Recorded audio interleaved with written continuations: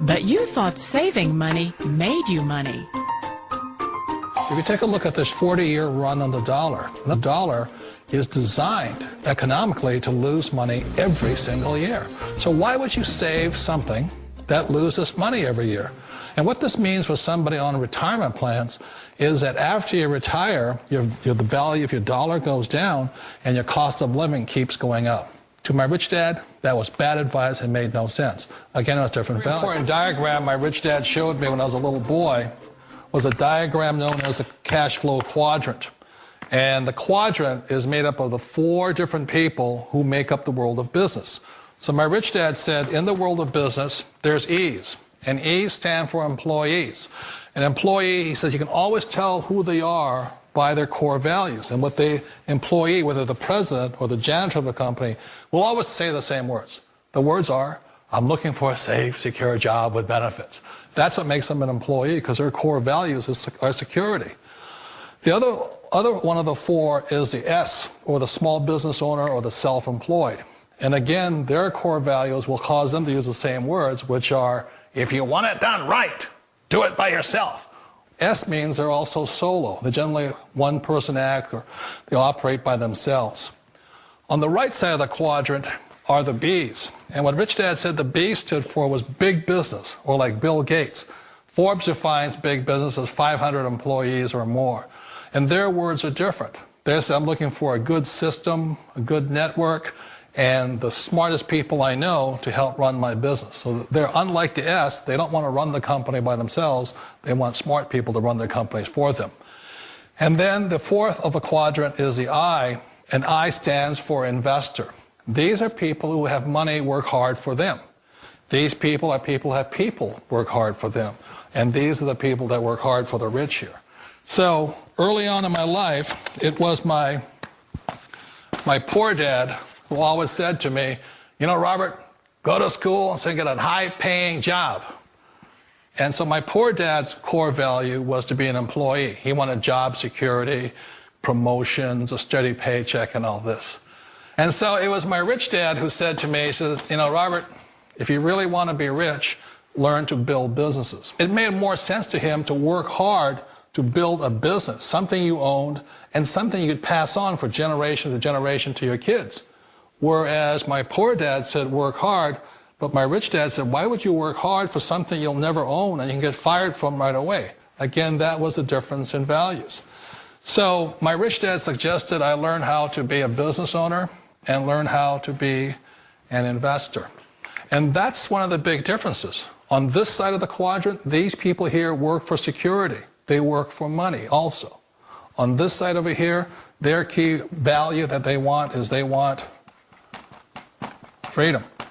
They don't want to have to work at a job anymore. They don't want to have to work for the rest of their lives. So the beauty of building a business and learning how to invest is very simply that this is passive income. You work hard for a few years, but possibly for the rest of your life, income keeps flowing to you.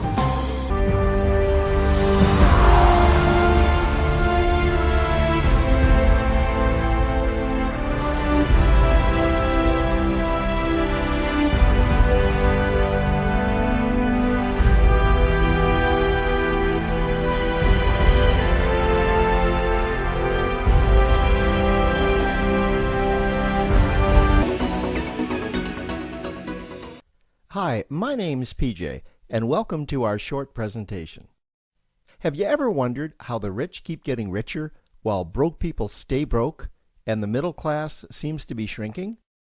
Well, this isn't nearly as mysterious as it may appear when you examine the specific differences in how broke people, the middle class, and the rich spend their money.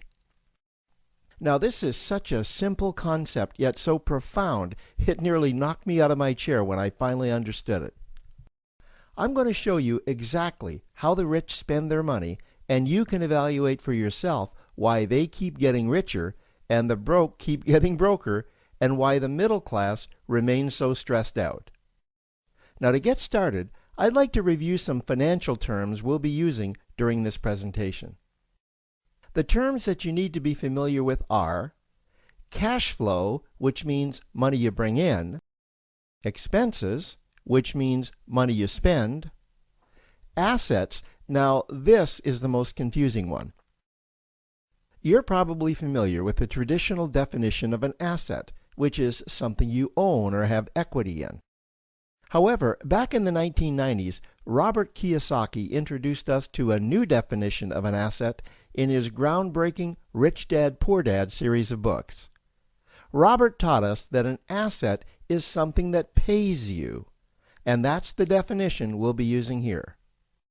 Liabilities is the last term, and it's defined as things that cost you money. As an example, a house is typically viewed as an asset. But can it actually be a liability? Yes. With our revised definition, anything that costs you money is a liability, not an asset. If you have a mortgage, your house is an asset to your banker because it pays him or her every month. But could a house also be considered an asset to you? Yes, in the right circumstances it could, when it pays you money. Let's say you buy a house and you rent it out, and it paid you a positive cash flow every month after all expenses. That would then be considered an asset. Now, one more time with the terms, just to be very clear before we continue. Cash flow is money you make. Expenses, that's money you spend. An asset pays you, and a liability costs you. Now let's take a look at how broke people spend their money. Now, when I say broke people, I'm not referring to the destitute. I'm speaking about that large portion of our society that lives from paycheck to paycheck and who never seem to have any money. In fact, most times there's more month left at the end of their money, and I'm sure many of you can relate to that group. On payday, broke people buy what I'm going to call stuff. Well, what's stuff? Well, that's inexpensive things that people buy that they don't really need to survive. You go into someone's house and you can't find any counter or tabletop space in the whole house because of all the stuff on it. Their house and their cars are full and cluttered with stuff. Well, where do they get all this stuff? They buy it at the flea market, at the garage sale, at the dollar store, at the craft show. So cash flow comes in and then it goes straight out the expense column to buy stuff. You see, broke people never really educate themselves on assets and liabilities. They justify buying all of this stuff by claiming that it costs so little. But over the years, it's all they ever have. The problem is their cash flow never produced or created more cash flow. Now, please understand, I'm not undermining or taking any shots at this or any group. I just see a lot of financial difficulty out there, and it really doesn't need to be that way. Creating wealth isn't a mystery, it's a formula. The only reason someone doesn't create wealth is because they either don't know the formula or they don't apply the formula. Now let's take a look at the middle class. The middle class is the group that society mistakenly thinks are rich. They're not. Yes, they typically earn a six-figure income, and many of them appear rich, but it's what they buy with their money that keeps them prisoners of the middle class. What they typically buy are liabilities. Remember the definition of a liability? Things that cost you. By buying liabilities, the money gets pushed up and out their expense column. Liabilities are items like cars, boats, houses, airplanes, credit card debt. Now let's see just how this happens. The middle class gets a nice paycheck, let's say $10,000 for the month. They then split that down the middle and they pay their monthly expenses with half, and with the other half, they make a down payment on a new car. The car costs $5,000 down, and after they add on the insurance and the maintenance, that liability now costs $1,100 new dollars every single month. A few months go by, and they want a boat, then a vacation home, a Rolex watch on their credit card, a vacation on their credit card. And before you know it, their liabilities have raised their expense levels to near or above their income levels. They actually spend equal to or more than they make. Meaning that they have to go to work and make a certain amount of money every single month just to cover their liabilities. The other important issue with both broke people and the middle class is that normally all of their cash flow is dependent on their own effort, meaning that they've educated themselves to exchange their knowledge and expertise for someone's money. Also, the money they earn is usually the highest taxed form of income. Here's an example. An attorney is knowledgeable about law, so people pay him or her in exchange for that knowledge on an hourly basis. The problem here is that if the attorney isn't sharing that knowledge with a client, then the attorney isn't making any money.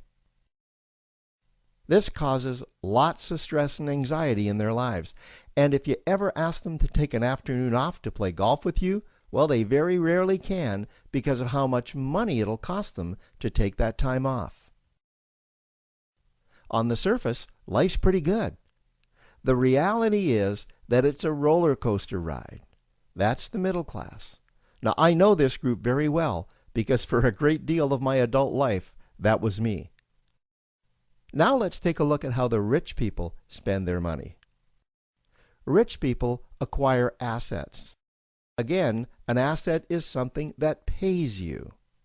If you want to become rich, buy assets that earn you more money. The money cycle looks like this.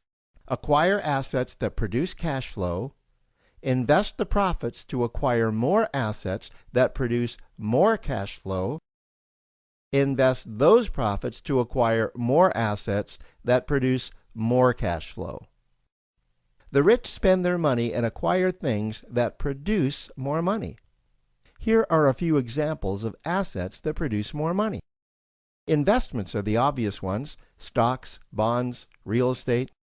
Education is another asset. If you learn how to do something that produces more money for you and you actually do it, that's buying an asset.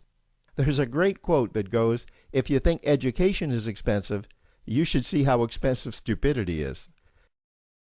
Another example of assets you can acquire that pay you are cash-generating opportunities, especially those opportunities that can create a passive cash flow. Passive meaning that once you build it up, the money continues to flow whether you're still building it or not. Here's a small example. Let's suppose you bought a pinball machine and you put it in a barber shop, and you don't spend any of the profits. You save them until you can buy another pinball machine and put it in another barber shop. This, by the way, was Warren Buffett's first business. If you don't know who Warren Buffett is, he's one of the top 2 richest men in America. The rich are extremely eager to find those passive cash-generating opportunities because those opportunities continue to pay them month after month, year after year, long after they've stopped working the opportunity. You know, I see this happen again and again with successful entrepreneurs. They find a passive cash flow stream that they build up, and it continues to pay them month after month, year after year. They then take those profits and multiply them in another passive cash-generating opportunity, and then again in another. In conclusion, here's what I've learned over the years. You can't find these passive cash-generating opportunities unless you're open to hearing about them. Then, once you find them, you must be willing to see what fits you and then act. Now, the reason I say this is that I once answered a hokey little ad that I ended up generating 7 figures from, simply because I answered that ad and then took action. These opportunities are out there, you just need to find them. You also must be opportunistic enough that when the right situation does present itself, you don't miss it. So remember, broke people buy stuff, the middle class buy liabilities, and the rich acquire assets, preferably cash-generating opportunities that can create passive cash flow. They then take that cash flow and invest it in another asset that produces more cash flow. That's the wealth creation formula. Now, I trust you found this introductory information helpful. Now, to learn about one of the greatest cash-generating machines on the planet, click on the link below to proceed to step 2.